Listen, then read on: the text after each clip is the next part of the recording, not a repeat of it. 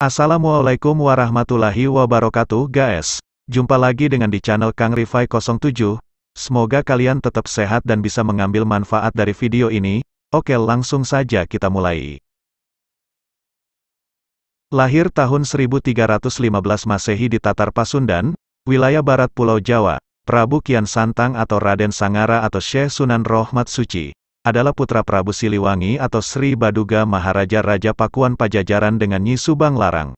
Pernikahan Prabu Siliwangi dengan Nyi Subang Larang dinikahkan oleh Syekh Kuro, Karawang. Dari pernikahan Sri Baduga Maharaja dengan Nyi Subang Larang dikarunia 3 orang anak yaitu Walang Sungsang, Pangeran Cakrabuana, Rara Santang, Ibu Sunan Gunung Jati, dan Prabu Kian Santang.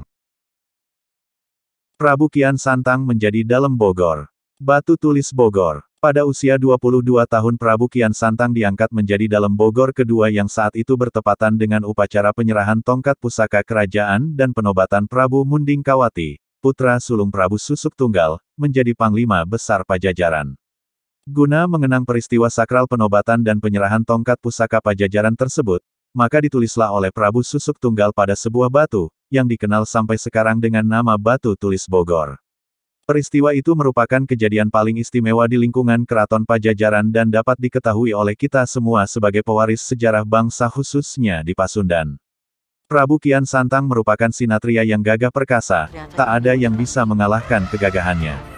Sejak kecil sampai dewasa yaitu usia 33 tahun, Prabu Kian Santang belum tahu darahnya sendiri dalam arti belum ada yang menandingi kegagahannya dan kesaktiannya di sejagat Pulau Jawa.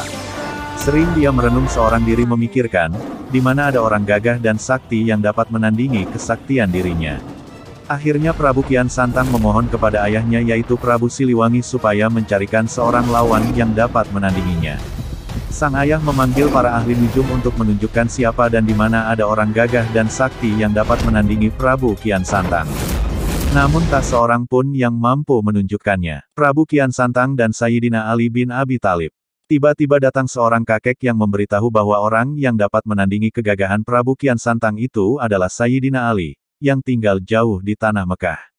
Sebetulnya pada waktu itu Sayyidina Ali telah wafat, tetapi kejadian ini dipertemukan secara gaib dengan kekuasaan Allah yang Maha Kuasa. Lalu orang tua itu berkata kepada Prabu Kian Santang, kalau memang Anda mau bertemu dengan Sayyidina Ali harus melaksanakan 2 syarat. Pertama, harus mujasmedi dulu di ujung kulon.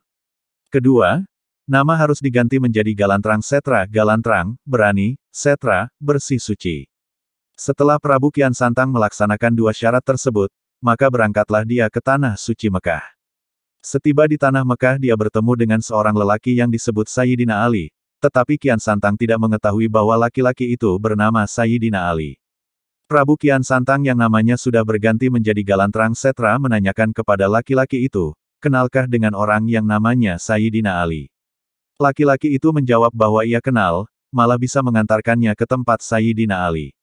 Sebelum berangkat laki-laki itu menancapkan dulu tongkatnya ke tanah, yang tak diketahui oleh Galantrang Setra. Setelah berjalan beberapa puluh meter, Sayyidina Ali berkata, "Wahai Galantrang Setra, tongkatku ketinggalan di tempat tadi, coba tolong ambilkan dulu."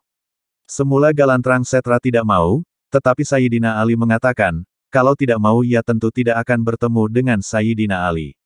Terpaksalah Galantrang Setra kembali ke tempat bertemu, untuk mengambilkan tongkat. Setibanya di tempat tongkat tertancap, Galantrang Setra mencabut tongkat dengan sebelah tangan, dikira tongkat itu akan mudah lepas. Ternyata tongkat tidak bisa dicabut, malahan tidak sedikit pun berubah. Sekali lagi dia berusaha mencabutnya, tetapi tongkat itu tetap tidak berubah. Ketiga kalinya, Galantrang Setra mencabut tongkat dengan sekuat tenaga dengan disertai tenaga batin. Tetapi daripada kecabut, malahan kedua kaki Galantrang Setra amblas masuk ke dalam tanah, dan keluar pulalah darah dari seluruh tubuh Galantrang Setra.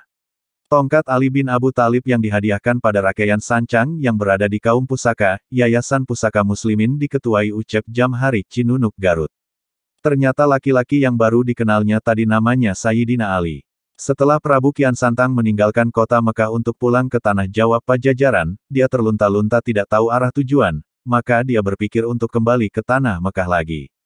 Maka kembalilah Prabu Kian Santang dengan niatan akan menemui Sayyidina Ali dan bermaksud masuk agama Islam. Prabu Kian Santang masuk agama Islam, dia bermukim selama 20 hari sambil mempelajari ajaran agama Islam.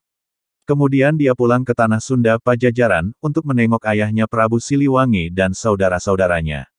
Setibanya di Pajajaran dan bertemu dengan ayahnya, dia menceritakan pengalamannya selama bermukim di tanah Mekah serta pertemuannya dengan Sayyidina Ali. Pada akhir ceritanya dia memberitahukan dia telah masuk Islam dan berniat mengajak ayahnya untuk masuk agama Islam. Can anybody out there hear